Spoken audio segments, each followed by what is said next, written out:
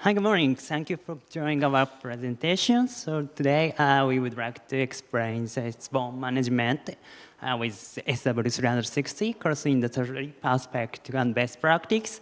I am a software engineer at the Toshiba Corporation. At the same time, I'm one of the co-leader of the Eclipse SW360 project. And Good morning, my name is Katharina. I'm the product owner of SW360 within Siemens AG. Hello, my name is Arun, and I am the product owner for Software 360 at Attendees, and also responsible for the software compliance for Siemens Healthineers. Yeah, today we are talking about this presentation. Yeah, today's agenda. At first, I would like to explain SW360 in general, especially for the beginners. And second, I would like to explain how my company, Toshiba, uses SW360 for the open source management. And then Siemens use case, Siemens engineer use case will be explained by my co-speakers. Yeah, at first, I would like to explain what is SW360 and basic GUI and news about SW360. Yeah, maybe your company have many systems for management software. Sometimes you have license scanner. Sometimes you need to manage the SBom by the SBom tools, and sometimes you need to do artifact repository. So yeah, having many systems is sometimes complex to manage your software, especially open source. So we have a new approach to these problems. Our solution is making central tools for software. So if you centralize the data into the one systems, you cannot need to check again and again for your software like this. So yeah, SW360 have a variety of features, so I cannot explain all, but I would like to explain how to register with the basic GUI screenshots. So at first, you can register software components. For example, software component name or software types, component types. This is a code or OSS or software homepage.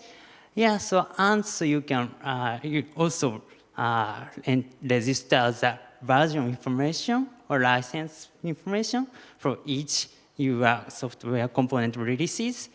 This means you can register your software component data in your SBom into the SW360.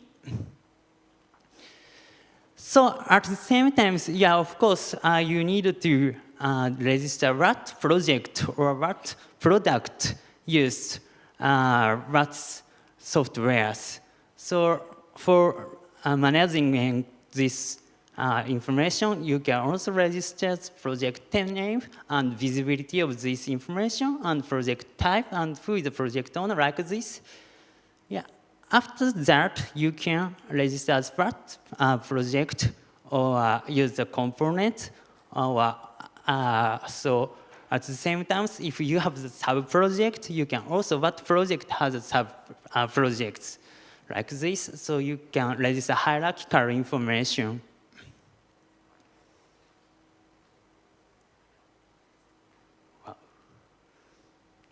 So, of course, after you register a lot of the software, you need to find it with that search function. Yeah, so no problem, SW360 prepare for the search function. So if you want to find the project, you can find it with your key words, so like this. So if you want to find the project, you can set the keyword and click search. You can find your target projects on the GUI. Yeah, so that's all for the basic workflow of the GUI. And if you want to try this SW360, yeah, it's not difficult because if you have the Docker environments, just 3 steps, Docker compose up and set some libraries, GUIs settings. Within few minutes, you can start use SW360 on your environment. And so some news about the SW360. Now SW360 support the 2 types SBoms, Cyclone DX and SPDX. There are 2 major formats of the SBoms. And now we are refactoring the GUI frameworks from library to React. And so we also write and updated user guide for newbies. And so we plan to release the version 18 soon. From this, how my company uses, I would like to explain how my company uses SW360. I am a member of the Toshiba Corporation. So Toshiba Corporation mainly uses 4 unique features. Yeah, so my company is an international historical conglomerate, so many employees exist. And so mainly created some IT devices or some electric manufacturer or many batteries. Yeah, so we have a variety of sectors for our service. So, and our company is a very international company, so many people have their own languages. So for these users, we use 4 languages, the UI interfaces. Mainly we use the Japanese version, of course, but so some of my colleagues use the Chinese or Vietnamese version too. And so at the same time, we register the license information into the SW360. Of course, there are a lot of databases existing in the world, but so in my company case, we imported all the license data information. All the provides the license summary for their GitHubs. We imported it into the SW360 for managing license compliances. And of course, Ozador is very good, but so it's not enough for my company. So we also use as our own obligation for our companies. So like this, we management the license obligation with our colleagues. And so, of course, SW360 manages all type of software, not only the OSS. So sometimes people want to restrict the visibility. For example, if they register their confidential software, but they want to manage SW360, in this case, they can register with restrict visibilities. Yeah, that's all. Thank you. So where do I have to click here? Okay, I talk a little bit about the Siemens use cases. Somebody said if you can use the software within Siemens, then you can use it everywhere because you have so many different organizations and processes and so on. And SW360 is also configurable, and I want to highlight that we have very many different ways of using SW360. This is my agenda. We could just go through that. So as a standard, we have within Siemens kind of policy how we understand license clearing, so that it's done on file level, and that we have specific roles who are responsible for that. So that's the basis for everyone, so we know what needs to be there in the end and who is doing that, but how you come to that result differs a little bit within every Siemens organization. So we are working with a database, SW360. We have all the projects and components in there, but we do not only work with the UI. We have also a lot of APIs, and there are quite some tools. I want to highlight the Kouki CLI, what many colleagues are using, because it's also open source software. So that's an extra little tool based on the APIs of SW360. And we are heavily working with Fossology as a license scanner. And have the specific type of file which is exchanged between Fossology and SW360. So we are working with a CLI file, and not internally we're not working with SPDX and CycloneDX in the moment. Just to exchange the SBoms, yeah, we do that. Some numbers, perhaps, that you have an idea what we are talking about within Siemens AG. Not all parts of Siemens AG are using SW360, and Fossology there is another solution also. So the number of projects are 12,000 in the moment, but of course the project can be small or big or whatever, it's not really a good number. Number of components, so we are also managing open source software and commercial software, that's 36,000. And the number of releases, so every component can have many releases. We have over 100,000 releases, which contain all data, like all the license information and everything. So it's a big number of data. And we have projects with up to 15,000 releases. So it's pretty heavy to manage that. And also doing the clearing, but also to managing it in the database. Number of users we have in the moment about 9,000. So the number of releases is rising 50% every year. It's went a little down because some companies left, were carved out or have own instances now, so, but we have over 100,000 of releases. And of course we have also many old releases, quite some years old, 8, 9 years old or so, and they're still there and they're also used in old projects. So what do we have in our SW360 instance? Of course, we have the project data, like Kouki mentioned that already. So you can enter that manually or automated, so generated automated with a tool. We have all the components and releases belonging to them. We have the license clearing information, but we are using that from Fossology. So the CLI XML is created by Fossology with all licenses and obligations in there. And they are added as an attachment in SW360, and the project's license obligations, I go one back, that relies on the CLI XML in our case. So if you have a project, in the end you want to create your README OSS, it's searching all CLI XMLs of all releases, and you get all the all the licenses, all the license obligations, and whatever in there, all the acknowledgements and whatever is added there. So that's our way how we work with it. I show you a little bit later. Since we have all the projects and all the releases in there, that's the SBom actually, of course. We also manage the security vulnerabilities in SW360. We have a sync to an internal SVM tool. That's managed by our security team.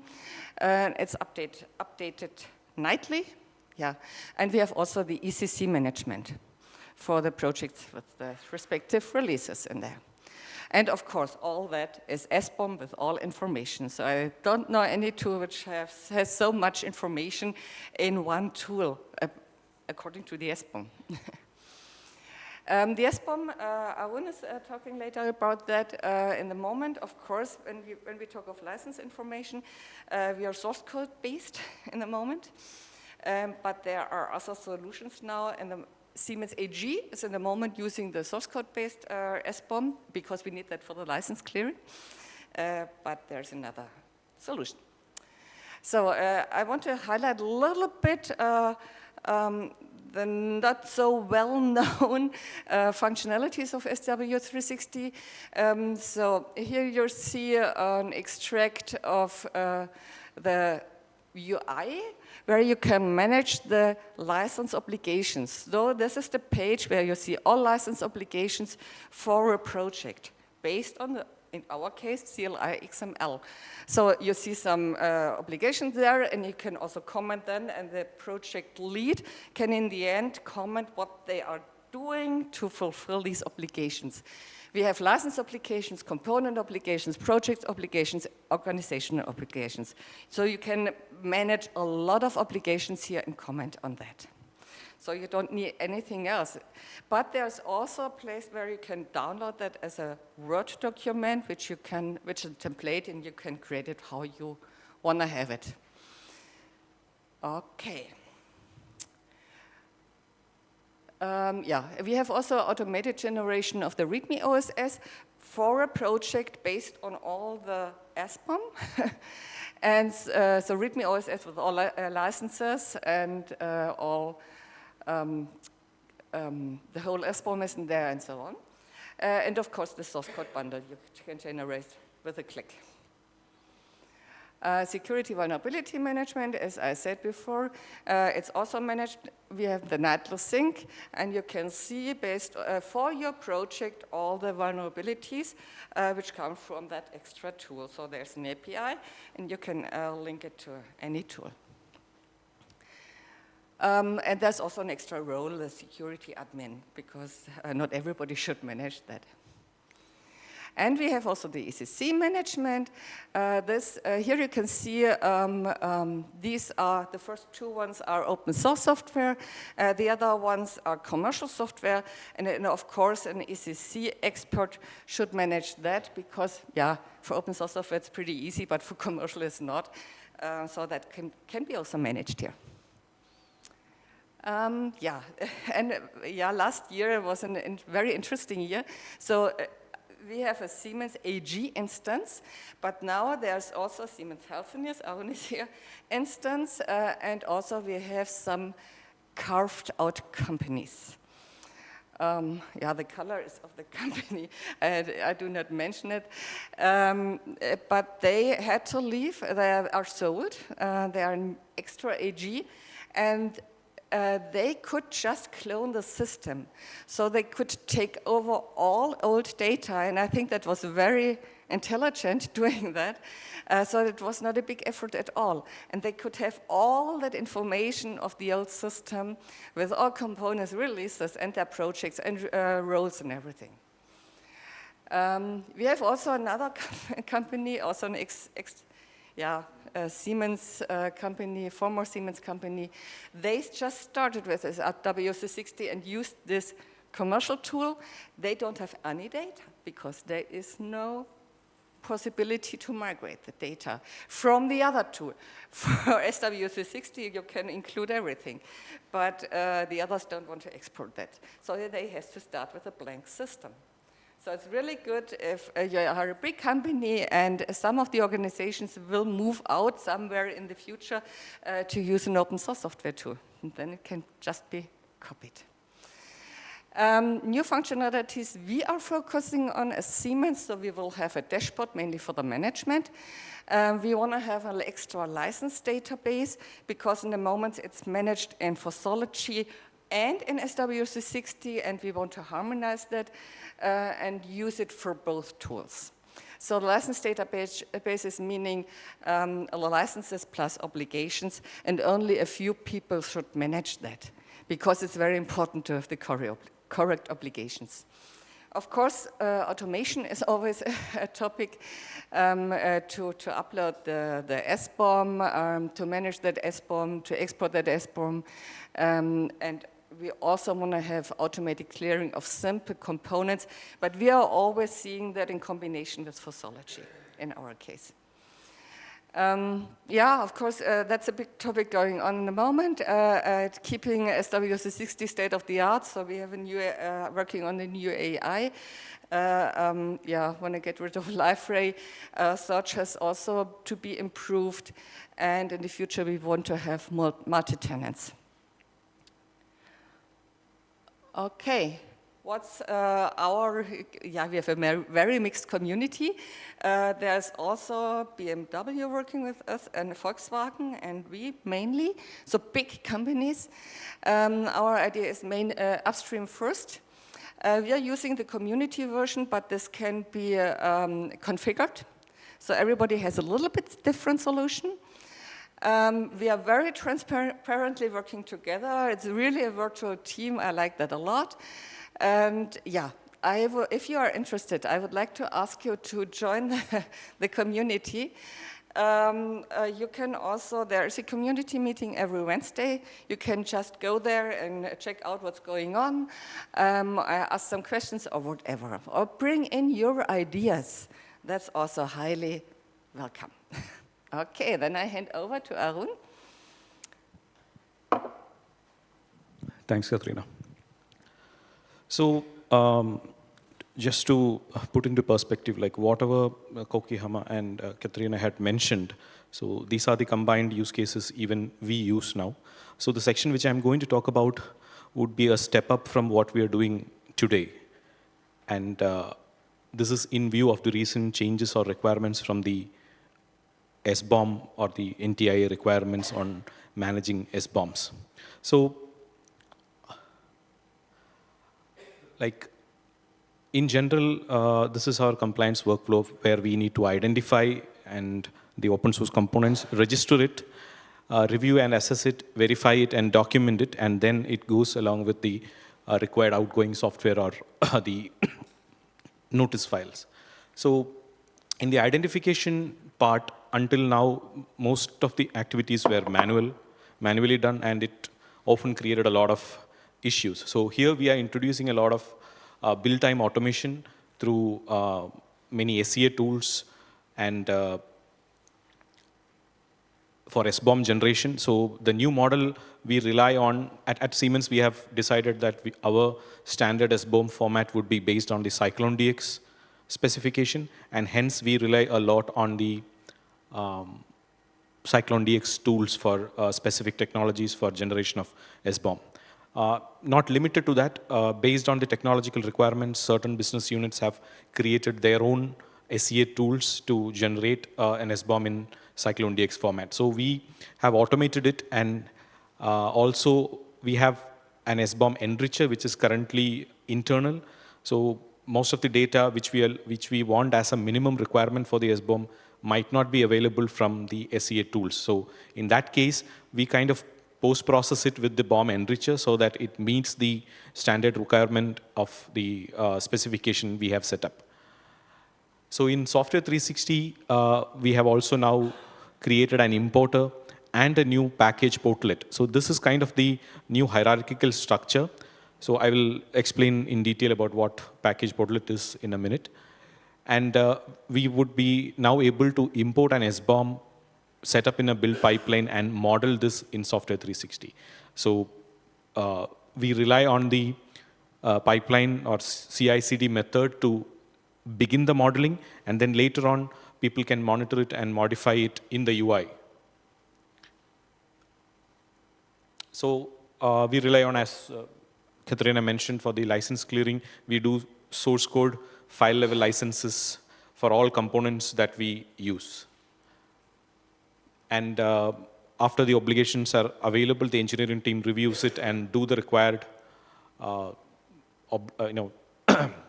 required steps to meet the obligations, and then they can create their documentation at the project level to be distributed to the customers. So going forward, I think component and component release based on the business context is what we have modeled. So this is the current state of Software 360, how things are modeled. So you have the project, and there would be a component release linked to it. And all of the component releases would have a master component, which would not be visible at the project level, but somewhat constitutes the SBom. So the third element right now, what we are bringing in at Healthineers, or we have contributed upstream, is the packages. So this is the final element, and we have modeled this because we thought we have to be very close to the development, how they are doing it. The engineers are consuming open source mostly, majority, in a binary non-modified form, mostly managed by the package managers for the respective technologies. So in Software 360, because of our clearing processes, we've had to map the source repositories for the usage. And that way, what we were missing is the granularity of the software components. So this package portlet would enable that because it is automatically modeled. When we have a SBom with a package URL, then it is easy for us to generate that information and model it in Software 360. I would be taking a short demo of that process also at the end of this slides.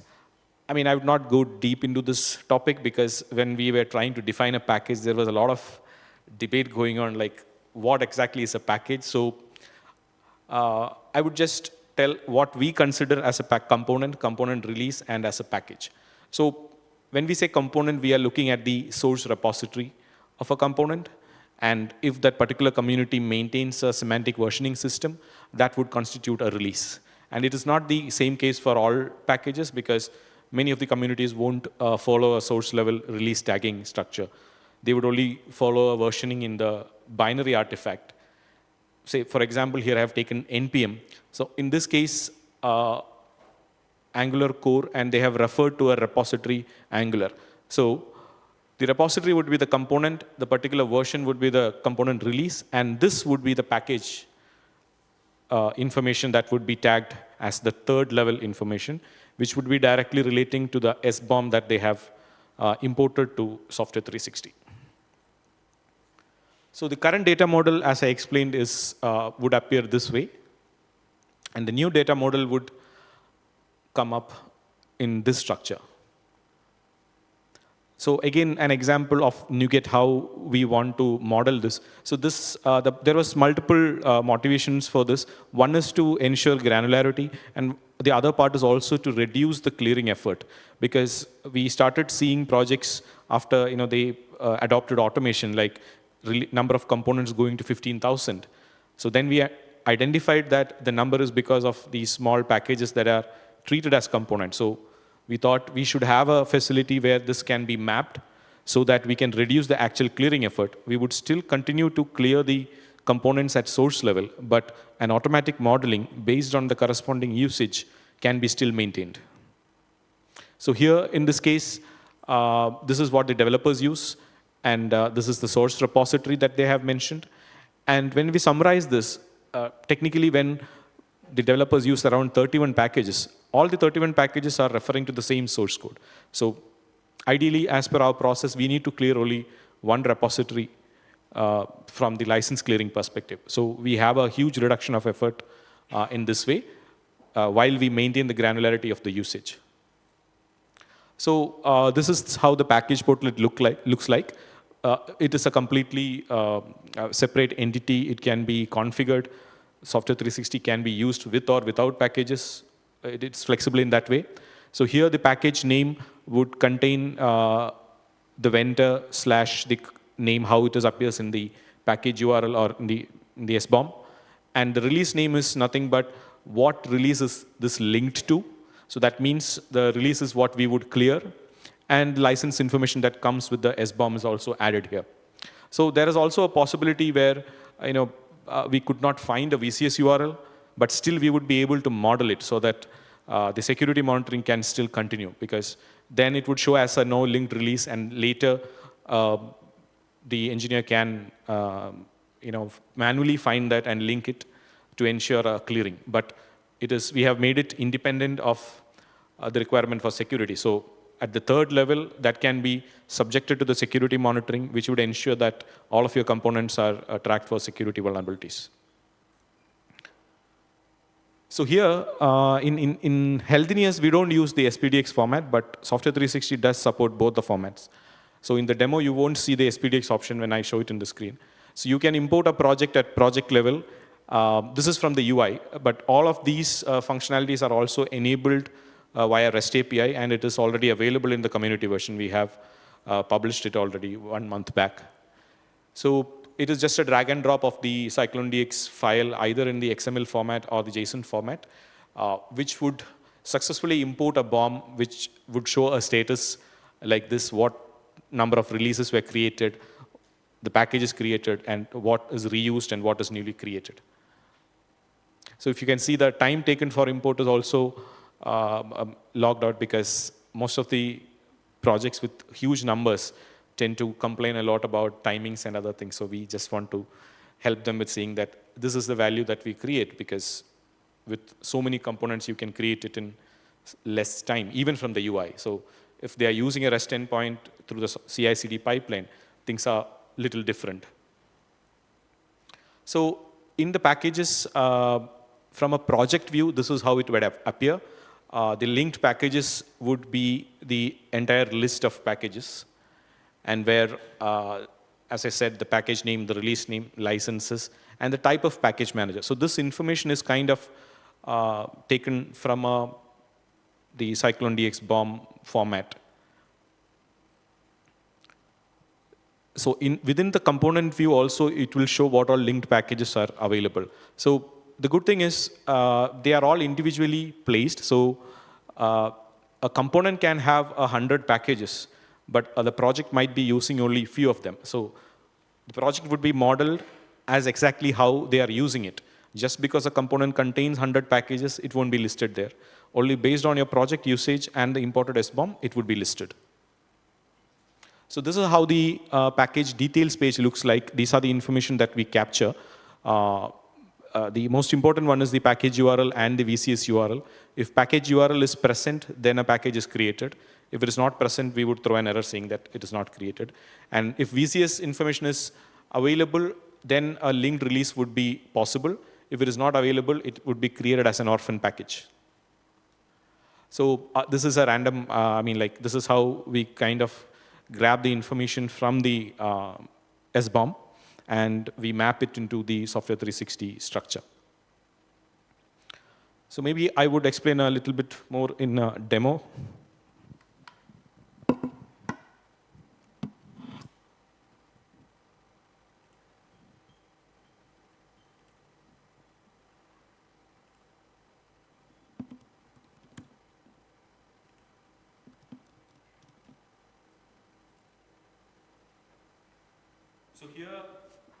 So here you will see already a project created. So this is a same import via UI. So here I would go to the projects, and I would use this import SBom button for Cyclone-DX. And I'm going to import a SBom created for NuGet packages.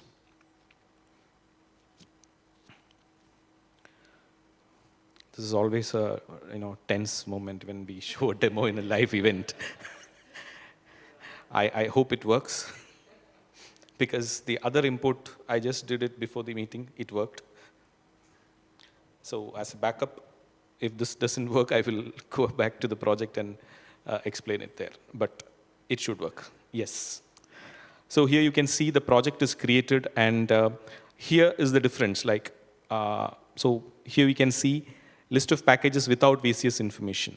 So technically, so there should be 16 releases, or 67, like 72 packages. Out of that, 5 we cannot it could not find a release, and this can be communicated further, and they can update it later. So the total 67 packages, which are binary packages, are linked to 11 source repositories. So the clearing effort would be focused on the 11 source repositories while maintaining that granularity of 67 packages. So we'll just take a look how it would appear in the UI from a project perspective. So we have all of these structure here, and you see here the linked packages. Here we can see the 61 of them, and say for example, this is where the grpc.net repository where all the packages were created. So it is correctly mapped because a valid VCS URL was present. So even if you take a look at the release as such, all the linked packages that were created is already captured. And the type of, because I said it's NuGet, and the license information also comes from the SBom. So from the project's perspective, the license clearing is only required for these many components. And there are, weird situations where because of the dependencies, different versions of the same repository is there, but we will still track it and we will clear it. So here, these are the packages, and if we go to the packages, we can see all the relevant information being captured. So all of these features are available right now over the REST API also, and we have internal projects who have implemented this feature already. And even the packages, if you go and see the packages, like the import through different packages is in a different UI, which is searchable. So if somebody wants to search for a particular package manually, it is possible. Over the REST API, it is possible. So this is what, going forward, we are adopting, and Healthiness would be the first one to do so in the Siemens family, I would say. And we are hoping others would also join us. So that's all from the demo part. Yeah, I think I'm at the end of my presentation. So we have the links to Fossology and Software360. So please check this out and consider giving a star, and please join the discussions. So the floor is open for questions. Yes. Maybe.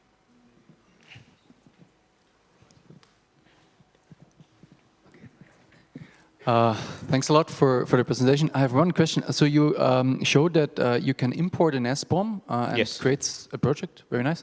So is there also a possibility to, for example, update all the dependencies for a project on a regular basis, for example, via CLI, so that you can connect and update the SBoms? Yes, yes. Okay. As I said, the REST API implementation, like you can decide on, say, for example, build level, like if you want to create new versions of a project, that is possible. No, I don't want to create a new version. Imagine you have like hosted a project on GitHub, and you have on a regular basis you update your dependencies, and you would like to synchronize this information via generating SBoms and then to SW360. Would this also be possible without creating a new version of the project all the time? Yes, yes, it is possible, because in the demo I showed, we importing an SBom from the project level. Yeah, so we can also re-import an SBom from the already created project level. I can show this right now. So for example, this is the project that we created right now. So here also you would see an import SBom. Okay. So if you repeat the step, like this is the updated SBom for the same project, you can do this and we can update this. But it will not lose any information? No, it won't use the information. Like right now, it would compare it with the new version, and if there is a removal of a package, that would also be taken care. Okay. And question for accessing the REST API, what means of authentication do you use? Do you have tokens or password? Yeah, we have tokens. Okay. Okay. Yeah. So one point I missed to explain is also, we have the capability of modeling projects and sub-projects. And at the end, if you want to export an SBom for all the sub-projects that is created, it is also possible. We can create a CycloneDS SBom and in any format, and you can choose to include the releases of sub-projects. So it completely depends on you how you want to model a project. It can go to any levels. We have projects with 100+ sub-projects and 10,000s of releases together. So you can create a single SBom at the top level if you need, and subsequently it is also available for all project levels. Yes. If you have all this information now in the database, I'm thinking of also just giving it back to upstream sources, let's say. So for instance, if I'm coming from a Maven project, I have my Maven POM, and maybe the license identifier in there is missing. Now I generate an SBom, then I import it, and someone edits the information and adds the license tag. But that information is only in Software360 and not in the POM itself. Now, is there a way to get it back into the POM such that I can then regenerate everything always with the complete information? At present, we do not have, or we haven't tried that use case yet. but not at the binary level, but at the source level, there is also a project called Ocelot, where we have contributing the SPDX cleared license information back to the projects. So it is just started. I think we have focusing, I think more than 150 SPDX files are shared. So maybe you could check out that project. It's also done by our colleague Oliver Fend. Yeah, thanks. Yeah.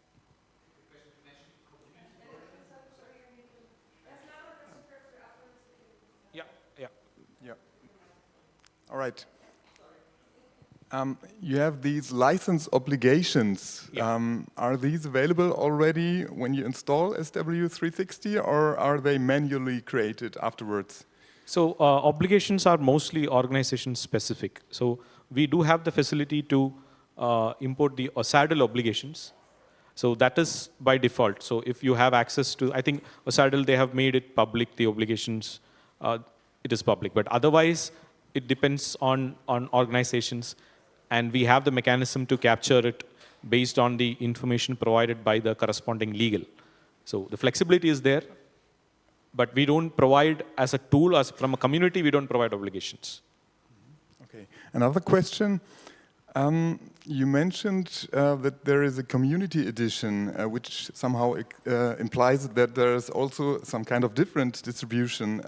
Can you elaborate on that?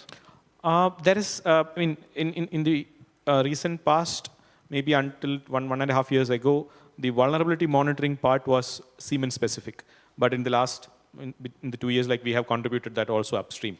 So technically that means whatever is the community version is exactly what we use. But however, based on the business requirements, we have switched off certain features. Say for example, package portal, it is switched off for Siemens AG. We are going to start using that. And OSADL is working for Toshiba. We don't use OSADL. So features are all there, but it is just the configurability part for each instance that we manage. Okay, thank you. Okay. Any further questions?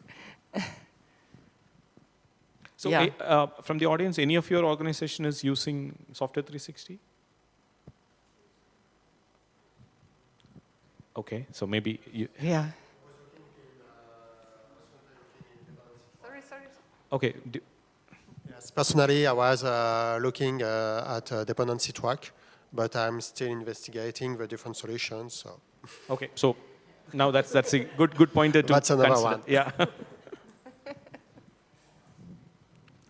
Okay, if you have any further questions, you can find us later outside or so. Yeah. So I guess we are a bit over time, like by now. Yeah. But thanks for the patience and questions.